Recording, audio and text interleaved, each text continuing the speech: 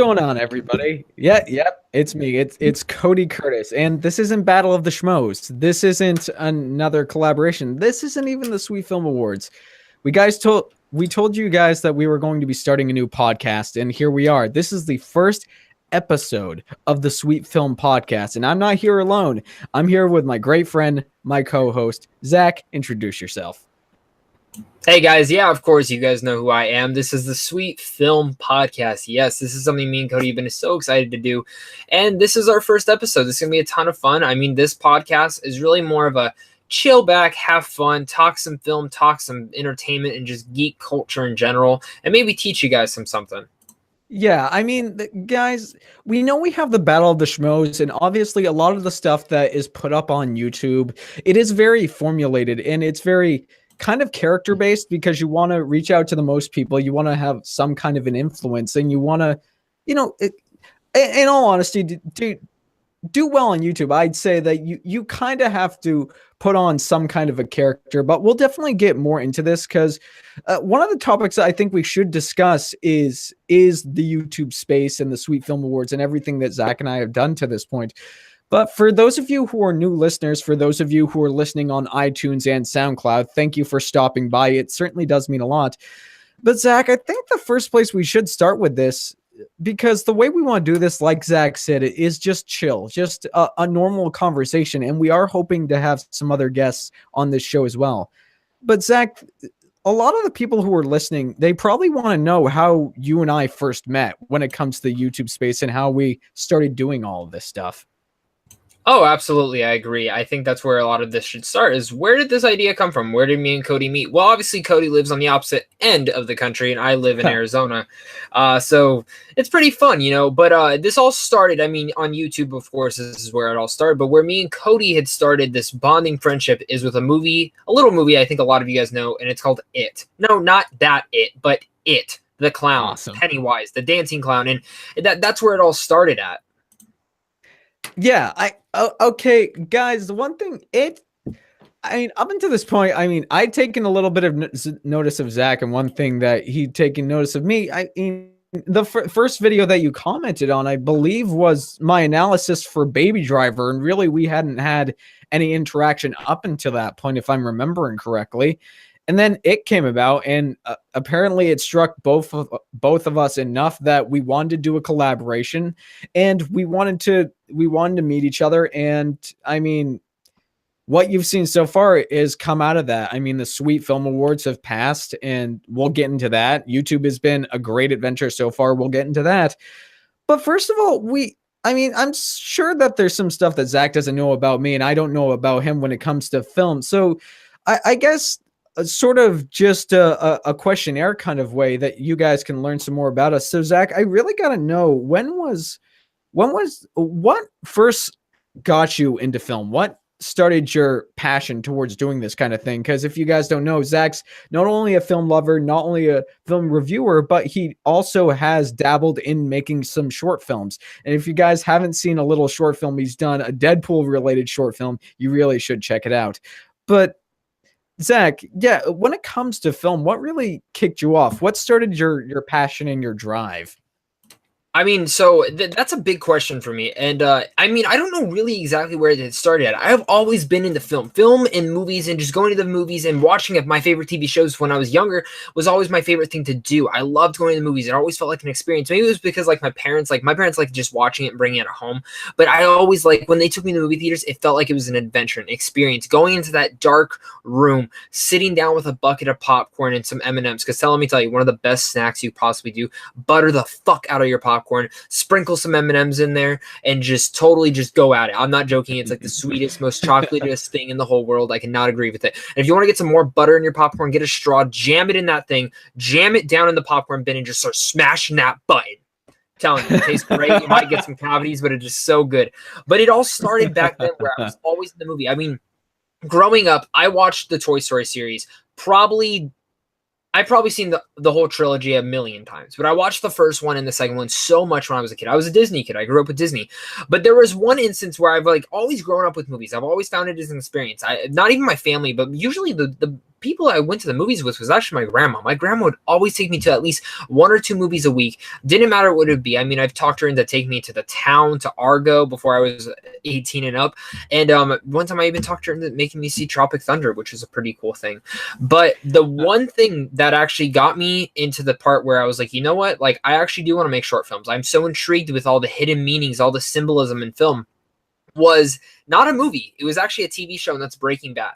When I started finding out all the symbolism behind the coloring of each of the characters and what they would wear, and the symbolism of the meanings behind certain things and things that characters would do throughout the whole show, and how well planned out the whole show was in general, it made me so in love with film that I just couldn't, like, I was so engrossed in the filmmaking. And ever since then, I've always wanted to direct my own films, write my own films. And I mean, I've written tons of films, and a lot of it, I'm more on the indie class side. I like doing a lot of symbolism and hidden meanings and stuff. And even though you might not get the meaning, to me, I get it. And it's always something I've always been a fan of, is storytelling. And that's why I'm more of a fan of when an indie film's coming out. Sometimes I get more hype for that than, say, Deadpool 2 or Avengers, which, yeah, if you know me, I love Deadpool and I love the Avengers, or even Star Wars. But sometimes when I go into an indie film, I don't know what I'm going to expect, but I like going to the symbolism. Say for Annihilation, one of those films this year that I think has a lot of deeper meaning to it. Some people might not think that, but I do think there is some deeper meaning to that. But another film that really, I think, was the next hitting point for me besides Breaking Bad was Enemy, made by Denis Villeneuve. When I watched that film, I had no idea what the fuck that film was about. Then I watched the analyzation video that Chris Stuckman had given. And I mean, Chris Stuckman's a big inspiration for me starting a YouTube channel in general, but his analyzation video actually made me appreciate film 10 times more, seeing how much work had gone into that film and just how creative directors are. And now every time I see a film, I look at everything. Shape of Water especially was probably one of the few films, say it was Three Billboards. Those two films really had a lot of symbolism to them that really hit me at a core. And I mean, Get Out, we can talk about. I mean, all these films that are up for Best Picture this year, a lot of them have symbolism, and it's incredible. But Cody, before you start going about, because I don't even think you've ever heard that from me, I also want you to let us know what got you into filmmaking too.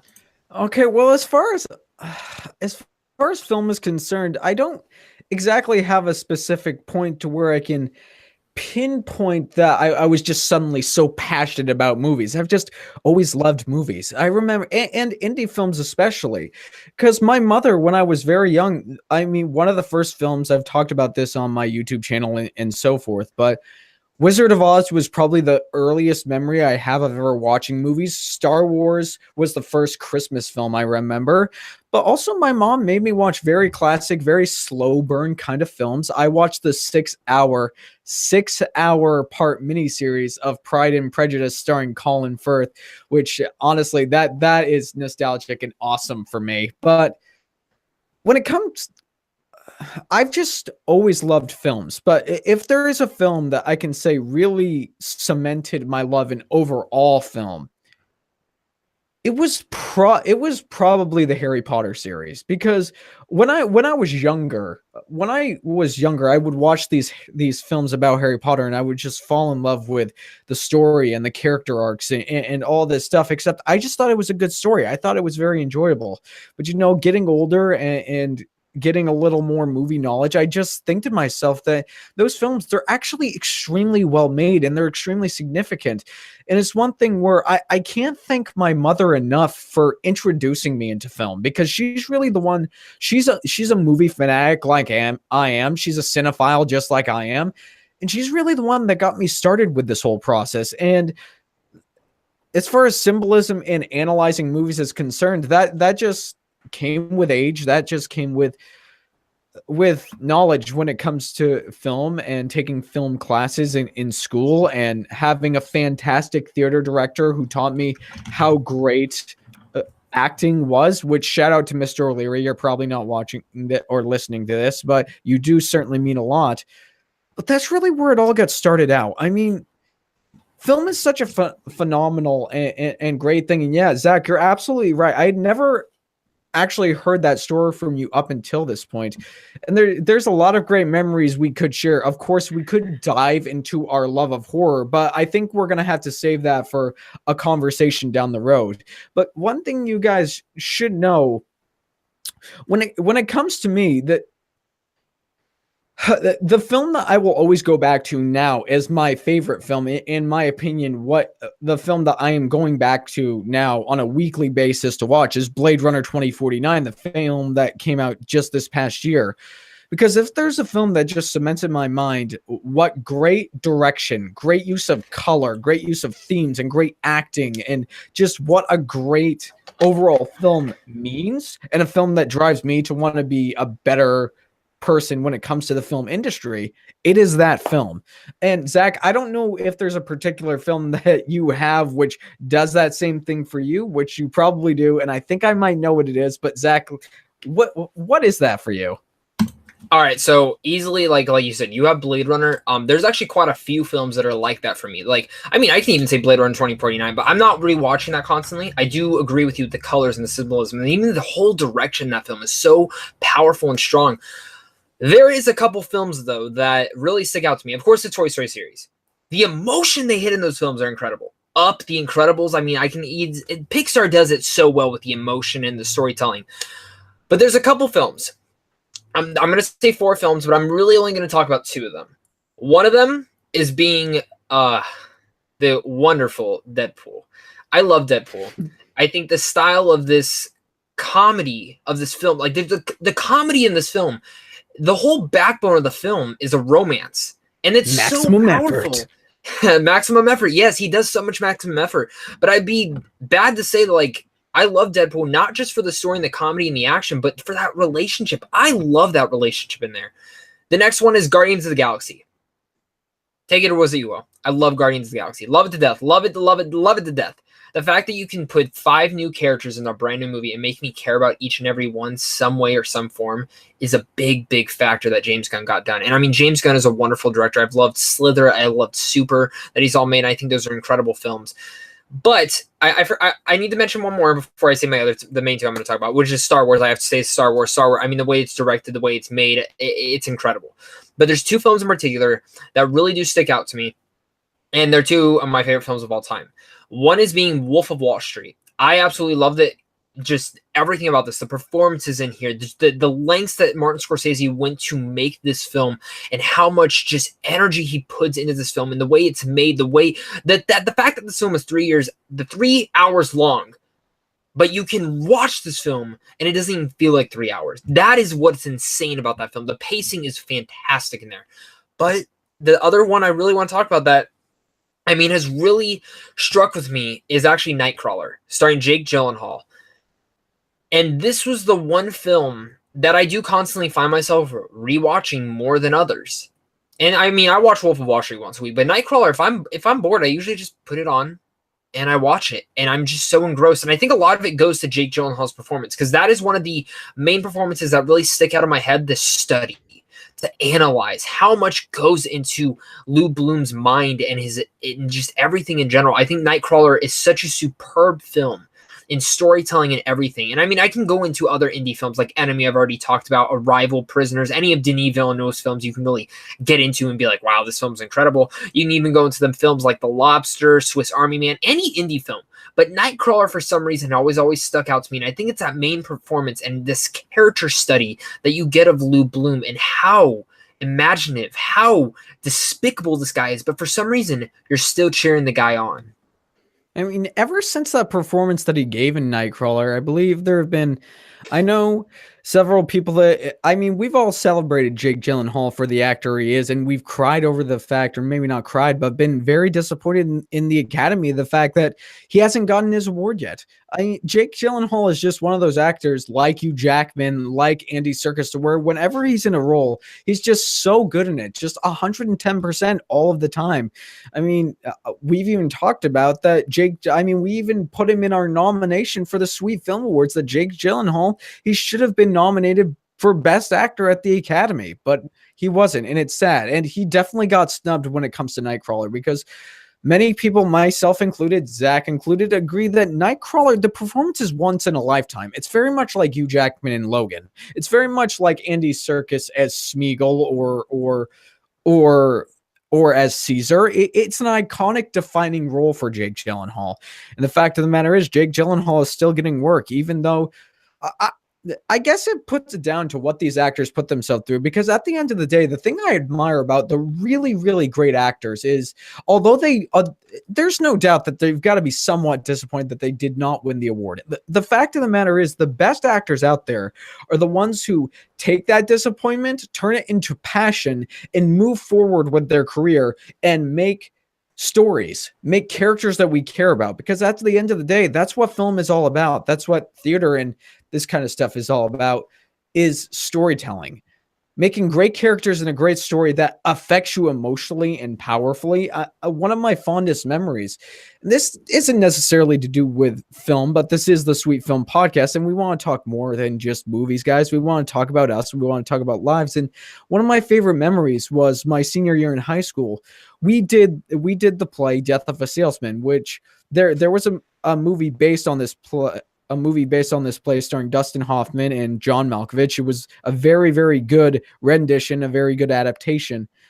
But the story of Death of a Salesman is such an emotional piece that at the very, very last show, I just found myself in tears. And it's really, I think at that point, I fully grasped just how emotional and powerful these kinds of stories can be. And that's what, it doesn't matter how harsh, it doesn't matter how funny, it doesn't matter what the story is. If it's well done, it can emotionally affect you to your core. And I mean, that's what we're here for. That's why we're watching movies. That's why we like great movies. It's because of the emotion that they provide.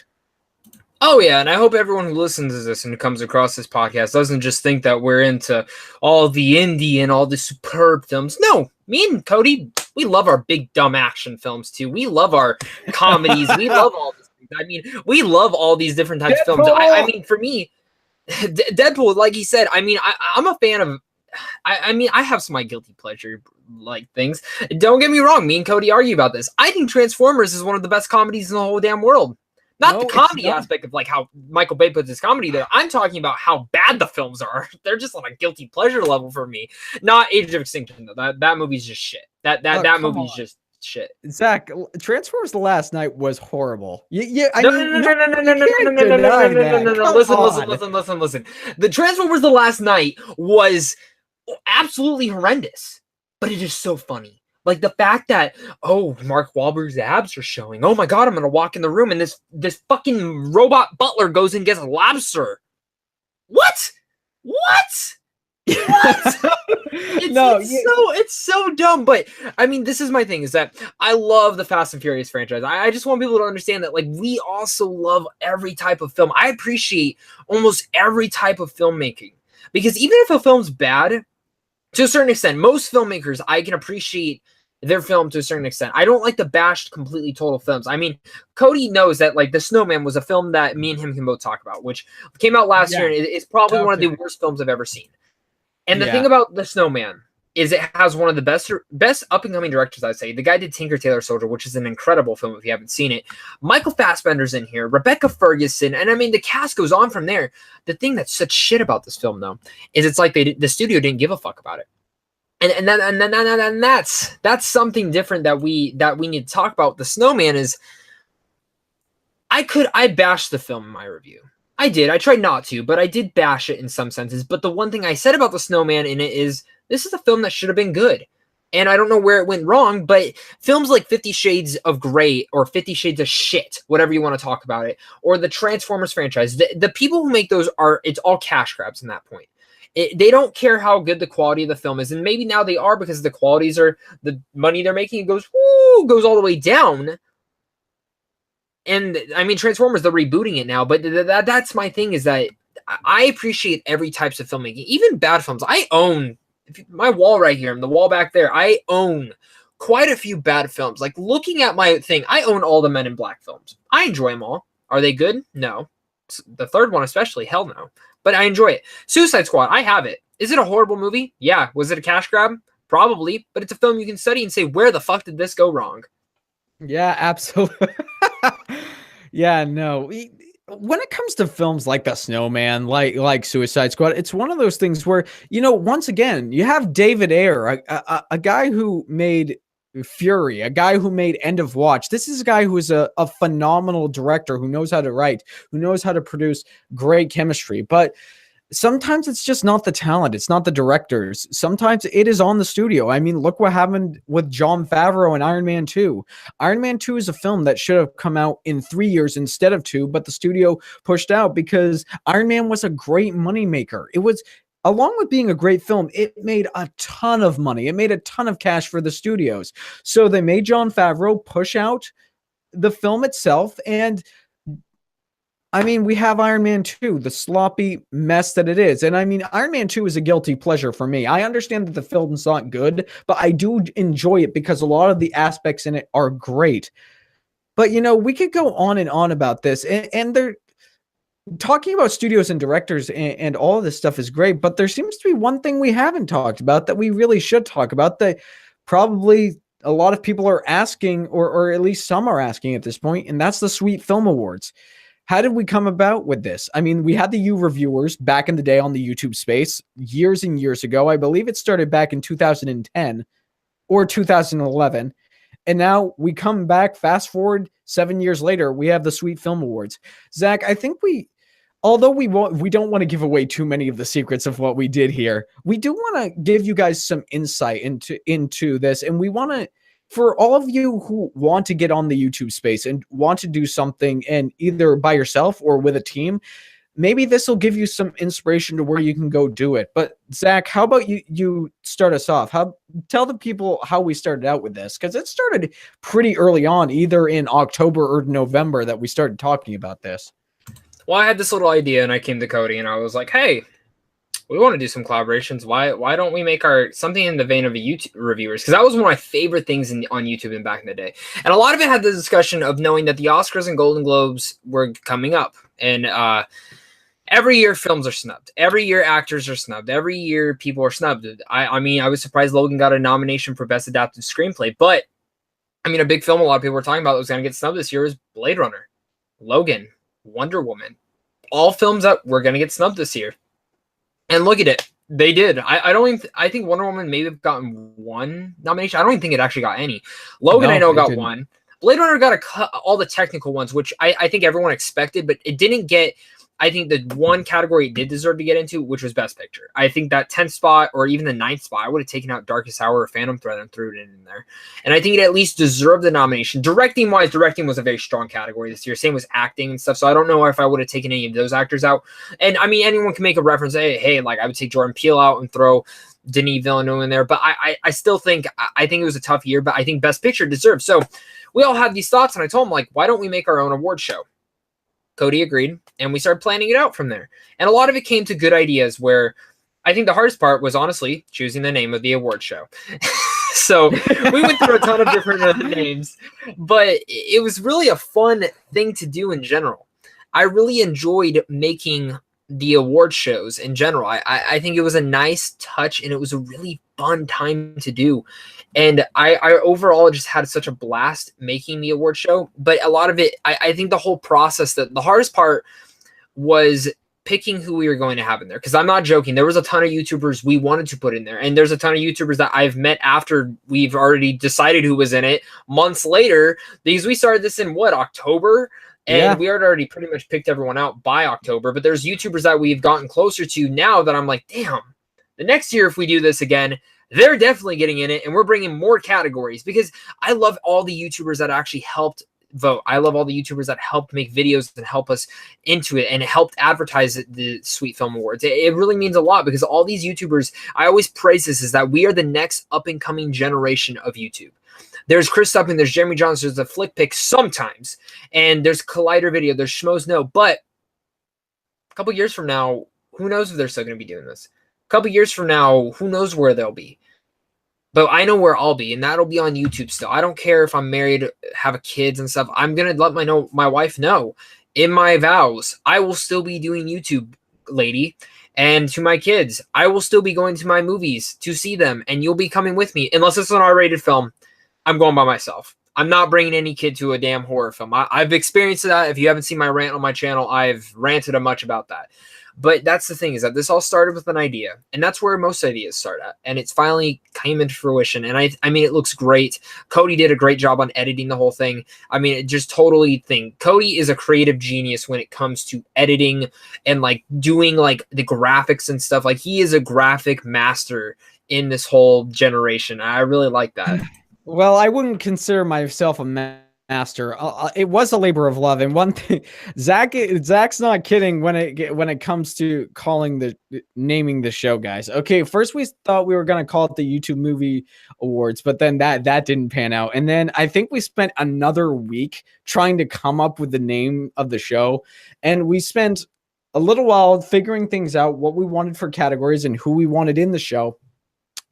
And of course, there is the biggest person that we got to give a big thank you to, and we just kind of weren't expecting to come on board, and that was Brianne Chandler, aka Miss Movies. And once again, plug for her channel, although she more than likely does not need it. If you guys haven't seen Miss Movies and what she's doing with film therapy and everything else on her channel, you really should go check it out, because through some of the toughest times in my life, I know film therapy has helped me out quite a bit. And she was willing to come on board and help us out with the show and give us just a small clip to introduce the show, to get us started. And it just certainly means a lot. And it shows just the fascinating thing about the YouTube reviewing, or not just the YouTube movie reviewing community, but the YouTube community in general. Because although we can have certain things come up that irritate us when it comes to how YouTube changes things and how some of the community members act, the fact of the matter is we all come in at the end of the day because it's like one big family. It's one big community where we want to come together and create something that is brilliant, that is going to have an impact on people, and that's going to leave a legacy.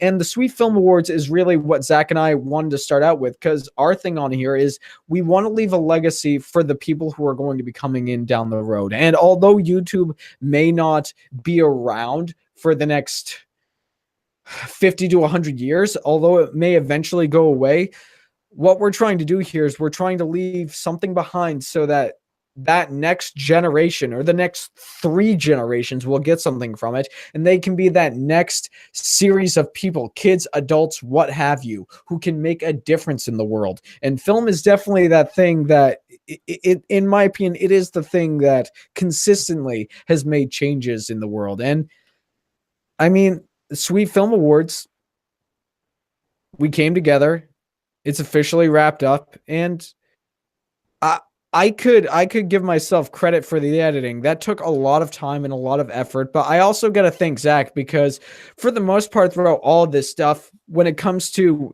taking care of the social media aspects of the show, announcing and pretty much plugging everything that we've got going on down the road, he's a master at all of that. And it's one of those things where working as a team, it's one of those reasons why Zach and I we're always telling each other that we're happy that we met each other. And the reason is I know for me personally, if I didn't meet Zach, I don't think I would have be doing any of the stuff that we've done together at all.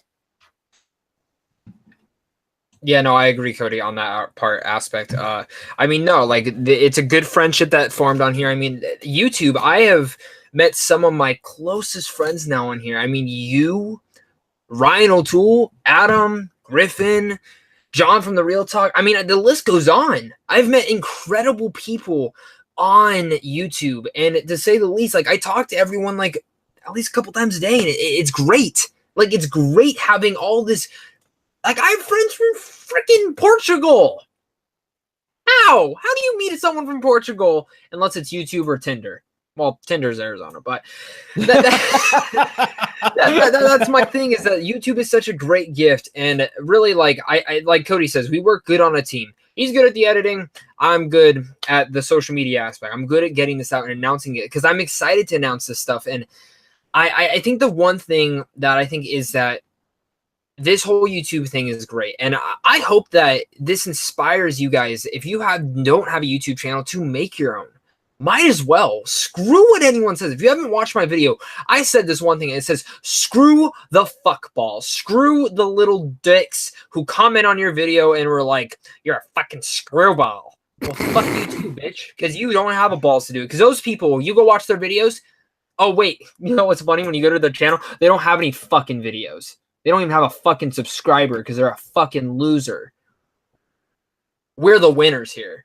We ain't fucking losers. We are the next generation, like Cody was saying. No matter what, whatever comes next, YouTube, Pornhub, freaking Google Hangout videos, Twitter comes out with some video uploading thing. Facebook already has it. Instagram sometimes has it. Snapchat's like my favorite thing to lip sync in the car and dance around. But that's my thing, is that it doesn't matter. Film will always stay present. And film in general, going to the movies, like I said, as a kid, is it an adventure? And for my kids, when I have kids, once a week they will be going to the movies. Doesn't matter what's coming out. I don't care if we're taking them to see, dear God, like something like the Emoji Movie. But as long as I'm taking them to see, well, not the Emoji Movie, that's a bad thing. That makes your kids stupid. But taking them to see a movie is an adventure. And that's what I want to increase, is that film is important to society because some films can change people's perspectives. Given Paddington 2 makes me see the better and tries to make me look into the good parts of even bad human beings. A fucking movie about a talking bear who likes marmalade made me do this. What film made that do you? I said that wrong. What, yes, you did. What film has made you do that? Everyone has that one film, and that's incredible. That is incredible. I know a lot of people are going to give me shit for what I just said, but that's okay. Yeah, no, you're perfectly fine, Zach. And I mean, come on. The fact of the matter is, if that's not passion, I don't know what is.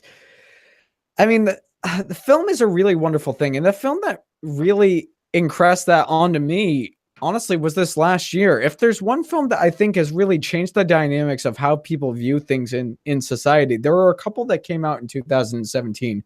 One was Get Out, because it does have an incredible social message about, I mean, everybody knows about blatant racism. We all know about the horrible things that have happened this past year with white supremacy and extreme racism. But what Get Out did was make everybody aware of maybe the not so out loud racist things that people can say. It makes passive racism is out there, and it's just as bad as maybe not just as bad, but it is still horrific. And that's what Jordan Peele played at. And it was great. And the fact of the matter is, he didn't dehumanize white people. He pretty much made us all equal in some kind of a sense, just saying that we all want to be treated equally. We all want to be treated like humans. And then there's Wonder Woman.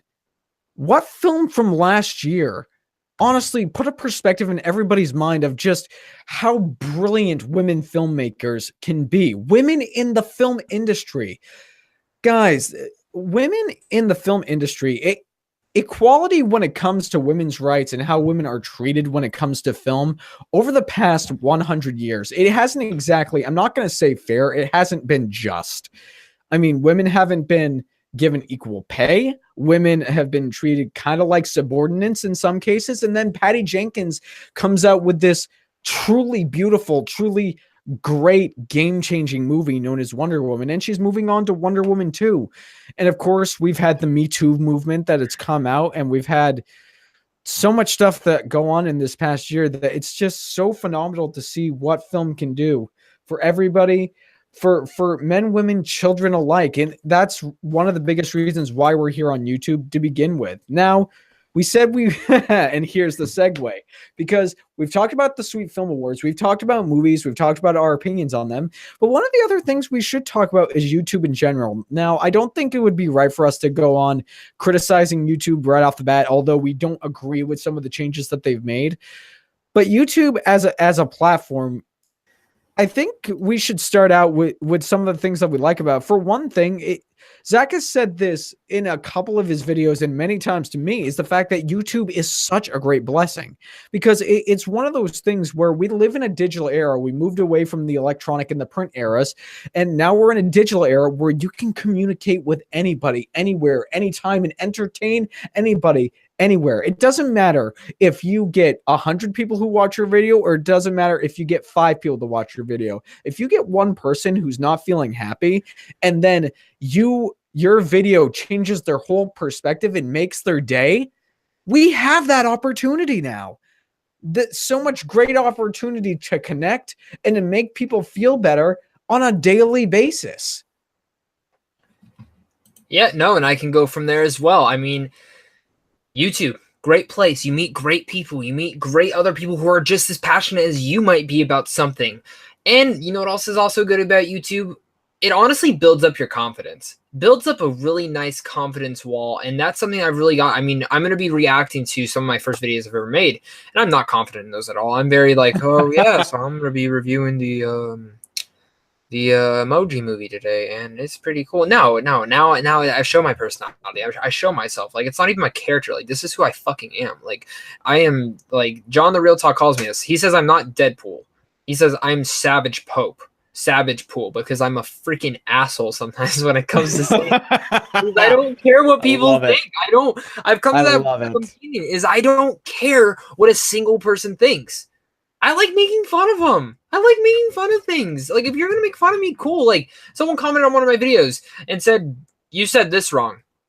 Okay, I know, but like, you go make a video. Sometimes I say stuff wrong that I don't mean. And I'm saying stuff wrong in this podcast. I've already messed up like 4 or 5 times, and there's no jump cuts or editing in here. I mean, we could edit it, but that's not the fun part of this. It's cool to see the mistakes. I love YouTube. It has such great qualities to it. Yeah, the monetization's stupid, but I'm not here to make money. I mean, given if I made some money, that'd be pretty freaking cool. Not gonna lie. If I could do this all day, I would freaking do it. But that's where Patreon comes in. That's where other things come in. No, I do YouTube because it's a fun hobby. It's a fun type of thing to do on my side now. And I mean, I even help. I'm also a part of a website, Sandwich on Films, giving a little plug in for John's website. I love being a part of this website.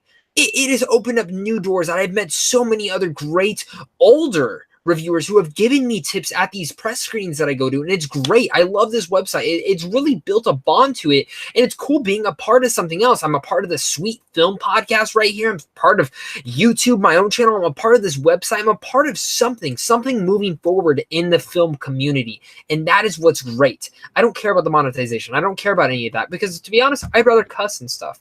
But the thing what I like about YouTube is it opens up doors. One of the biggest things that I do shoot with is if you guys don't know, I actually use my iPhone for like majority of my videos. I make everything off my iPhone. And the reason I'm trying to do this is because almost all the short films I made have also been off my iPhone. Why is that? Because I have this mentality to my brain. iPhones are the way. If you have a vision, if you have a creativity, but you don't have the money, but you have a phone, right? A brand new phone that has just as good as a camera as a Nikon, somewhat. Just shoot it. Just make it. There's free editing softwares. Make it. Some editing softwares are like $3. Get it. It is all that simple. And yeah, sometimes, yeah, I mean, getting a better camera might add to the effect. But to start somewhere, you start there. Look at Steven Soderbergh. The guy his next film is made with an iPhone. Look at the director who did Florida Project. His first film was made with an iPhone 5. And editing softwares on a phone. What?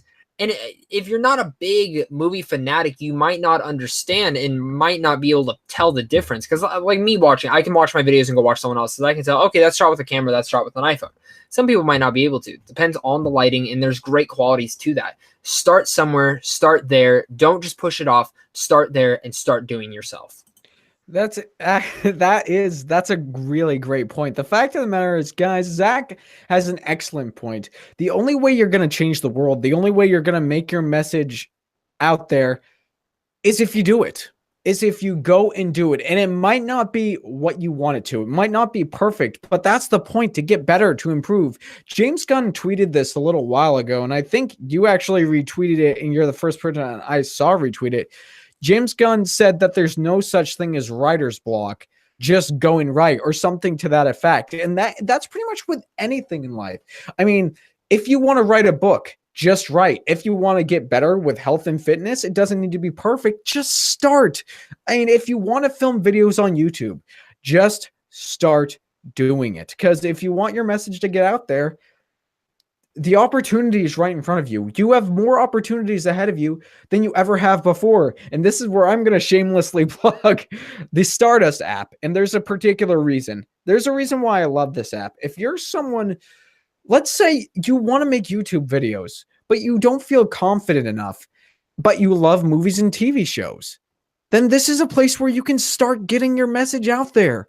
This is a place where you can start showing people your love for film, showing your message, showing what all of this means to you. It's free on Android and iOS devices. You just go on there, you select a movie or TV show, you react to it, you tell people how passionate you are in a 30-second time frame, and you can begin. But the only way that you can get your message is to start. Because if there's one thing I don't want to have when I get older, it's regrets. And what happens when you start regretting something? You think back on the past and you say, I probably should have done that. Don't have regrets, guys. Just go out there and do it. The messages are the most powerful things out there, and we need more passionate people out there. I can't agree more with you, Cody. I mean, it's great. I mean, there's so many tips we can give, and I think just as we do this podcast, you guys are going to learn a lot from us. As you watch our channels on our YouTube channels, which you have, and if you're listening to this on iTunes or SoundCloud, make sure to check out both our channels, Cody Curtis and Zach Pope. Find us both. Just type in separate names, and it should pop up. Cody Curtis is the only one on YouTube, and Zach Pope, there's one other Zach Pope, but his videos suck because he doesn't do movie reviews. I talk about movies. But that's what I really like is just YouTube in general. And I think this is where we're going to get to a stopping point for this first podcast. You guys are learning more about us as we do this podcast. You guys are going to learn a ton more about us. And this is going to be fun. We're going to bring in guests. We're going to talk more movies. And we hope you guys do really learn something. So, Cody, do you have anything else to bring up before we get going? I do have to say, Zach's absolutely right. Guys, we'll have another episode of this podcast up eventually. It might be a week. It might be within the next 2 weeks. But you'll have another episode. And like Zach said, we're planning to get guests on here. The first couple of episodes, we think it's just going to be between me and Zach, but we will eventually have guests on here. We got a bunch of people we want to get on this show, and it's going to be fantastic. It's just a way to get the community together for you to learn more about us and more about the guests that we have on here and how they got started. And learning from more experienced people is just always great, and learning new perspectives is always fantastic. I couldn't have a better person to do this podcast with. And with all the projects that we've got going forward, this has just been an absolute blast. And I can't wait to see where life takes us next. And of course, this is the Sweet Film Podcast. And guys, we hope you enjoy what you've heard. Thank you for showing up. And for those of you on iTunes and SoundCloud, once again, thank you so much for listening. Yeah, guys, of course, just everything Cody said, I can reiterate the same stuff. If you're watching this on YouTube, make sure to hit that like button and subscribe to this channel, to the Sweet Film channel, to Cody's channel. Hit us all up. That's what's important. Make sure to check out all of our social media links as well. I'm at the Pope of the King. And Cody, where are you at? I am at _Cody_Curtis.